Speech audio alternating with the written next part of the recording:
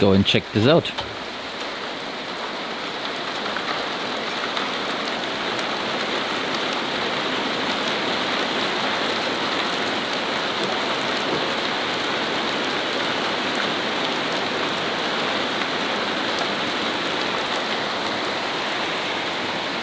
These guys don't want to get wet.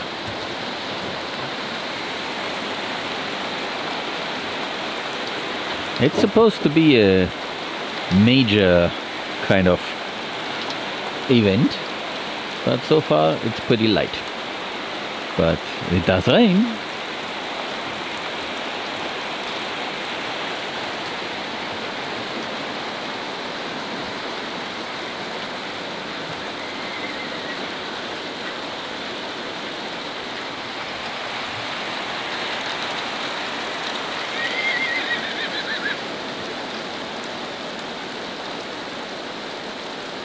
They are trying to be under the tree. The other two went somewhere over there. Can't see them behind the trees and all that. But they're somewhere there. They don't mind the rain, but they don't want to be right in it.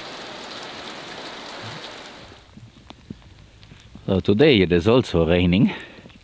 There's a shower here and there, and right now it's some very, very light dribble. But I hope you can see there in the distance that the green has been washed and is therefore a little bit better visible. So that is our Cynodondactylon, the Bermudagrass. And it should get a boost now, because after this rain the temperature will go up and there will be a lot of sun. So that's very positive. I am walking around a little bit. I don't expect any standing water anywhere, because for that it hasn't been enough, and the soil was very dry, so this will all be soaked up in a way. But here you can definitely see that there is green, and it is mostly the Bermudagrass. And when it gets washed, it looks like this. This is just right next to the tire tracks here on our road. So also on the other side, that is coming up everywhere, because that is a natural form here, and it got decimated by set stocking. So when you put the animals year round in a place, no internal boundaries and nothing, then of course they will nibble on everything that is green until it's gone. And now with the other management, everywhere it comes back, because it belongs to this place. Also here, this happens to be A11. You can see the green Bermudagrass. Yeah, like I said, it belongs to this place. The seed were there, the plants were there, but under stress. And now the plant has enough time to express itself. And therefore, step by step, we will get a green cover. And this process continues every year. And we will have more and more of it. Of course, here and there we will put the pigs on places like that, so we destroy it again. But then for the next generation of Bermudagrass, the conditions will be better. Now let's go in here and have a look how this is looking with some of the rain. So it is wet, moist, but let's see. So if I do that, you can see that this is not really penetrating. It is wetting the surface. So we do need a lot more rain. But then we have a forecast for several weeks, several days of rain. So this is a very good start, because it wets the surface and therefore the water will not flow anywhere. And step by step this will increase like it did the last time.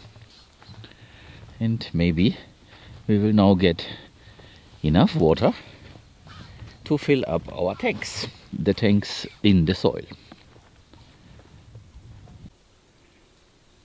That door or gate got destroyed by the cows. They wanted to get out.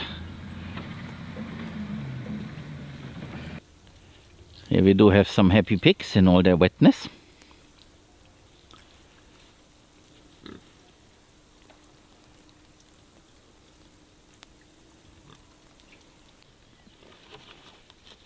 And as I mentioned before, whenever there is a little bit of moisture, the Synodon grama, like they say around here, the Bermudagrass, is spreading.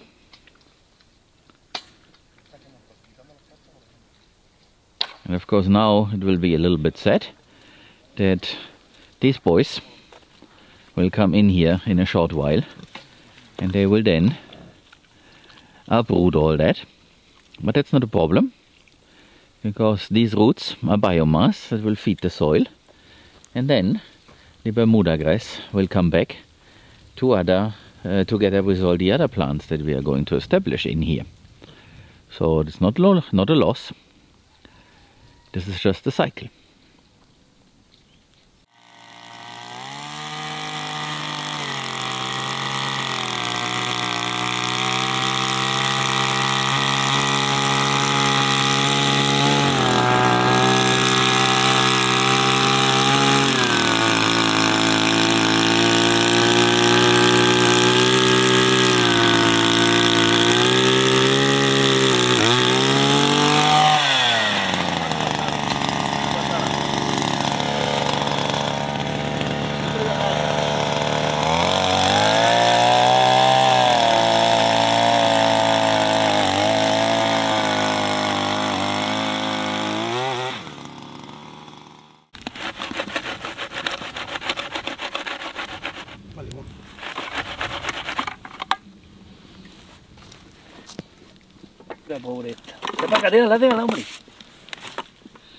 So the guys decided to make a very wet concrete so that it fills the hole evenly. It will dry out and become hard and give a footing to this fence post.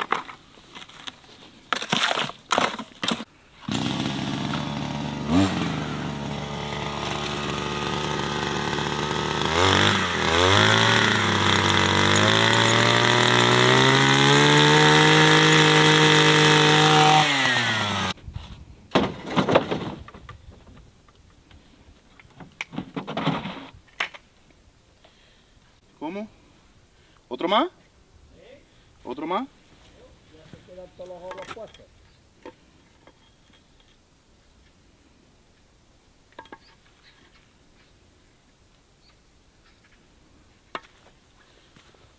¿Qué lo vas a quitar? Esto lo dejas doble.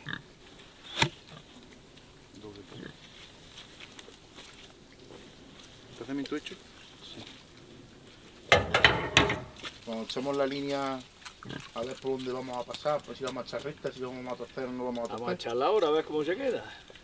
No tenemos cuerda para eso, ¿no? Y ya. Eso es muy gordo para eso.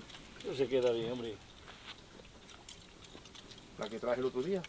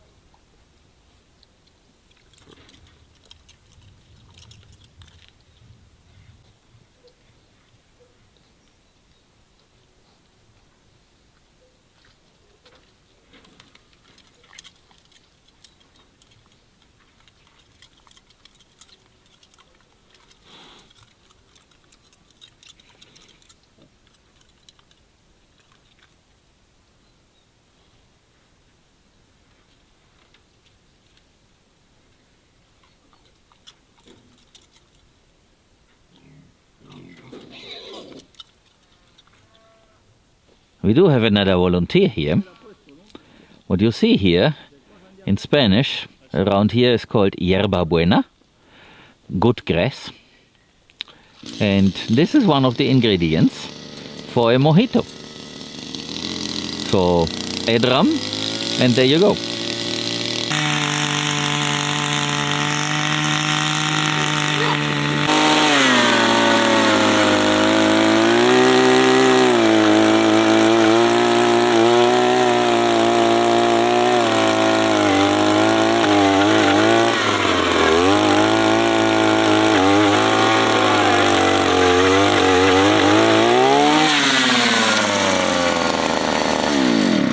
As you can see, it is a lot more difficult here because that ground is not moist at all. It does continue to rain, but it's light. It's more than a dribble now. I'm standing under an oak tree. And if I pan over here, you maybe can see the rain. It is a light rain that wets and penetrates step by step. But as you have seen in the sequences before, the soil below the first 2 or 3 centimeters is still extremely dry, and it's very hard to get into it with the auger. Now it intensifies a little bit, and you can also see the pigs still create a lot of dust in the air when they move and they excavate. So this takes a while to really become wet. Sky is cloudy. In between there had been a few light showers and some drizzle, but right now it's pretty calm. Not much is happening. Well, there starts a light drizzle again, but it's extremely light. And the forecast talks about a little bit more rain here and there, and so it continues. And I assume that during the night there will be a few more showers that are a little bit heavier. But it is coming down, and now the question is, I know that from last time and the time before and the time before, so since 2018 I can recall how things were. So if this continues like that, a little bit of rain, a little bit of sun, then we will see green grass coming up very, very rapidly. And in 3 weeks you see us doing rotational grazing with all the bovines. But if this is a singular event and it only rains now and then there is sunshine again for a couple of weeks, then all the grasses that will emerge now will then die off again because it's not wet enough. Yeah, the surface is wet, but not underneath. So only the maybe first 5 centimeters will be wet, and once the sun comes out, this dries out in a single day. So this is now very exciting and interesting to see what nature's plans are. Is this a singular event, or is this now really the beginning of the wet season with more and more rain? It doesn't have to be a lot, but it has to be continuous so that we see new forage and can stop grazing off of straw. And of course this will then also help the soil because now we have living roots in it. So it's going to be very interesting over the next few weeks. Of course later on, when all our efforts are really paying off and we have a lot more biomass in the soil, then it is also looser, and instead of having just 5 centimeters that get wet, we have a lot more. So if we were at 1/2 meter of humus-rich soil, then this would be different. But of course the summer is long enough for all that to still dry out. So the other element that we need is shade.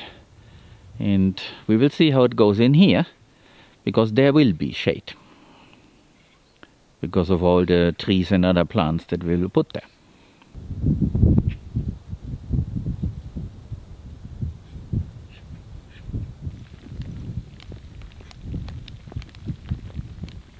And when I speak of shade, I mean that kind of shade.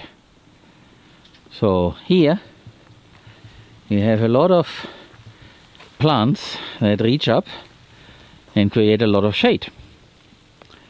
And the more we have of that all over the land, then the more shaded the soil is, the better the organisms in the soil, the bacteria and fungi and all that can work. And eventually the whole thing becomes deeper and deeper, and therefore more of these plants can emerge. And as you can see, that sunflower, like many others in here, is making a flower. The Crotalaria is doing the very same. Oh, here is one. And I can also tell that at night they fold up their leaves. So now they are pretty white like this, but at night they become a very thin stem because the leaves are all folded and tucked away. That is what this Crotalaria huncea sun hemp is doing. And I also checked, also you can't really see them, but in there is definitely all the Paulownias. They may not have grown tall because of all the other leaves, but they are not dead. So they're in there and they somehow keep alive. So we will see, when all the other stuff that we see right now has died off, how the trees look like. There are some at the edges that of course have made big leaves and are coming up, and there's also one somewhere in there, somewhere there in the middle, that has also managed to come up, but they're definitely not dead. So this is the future. So this is basically what we want to do when spring comes for summer. So in A7 there will be forage now for the cold season.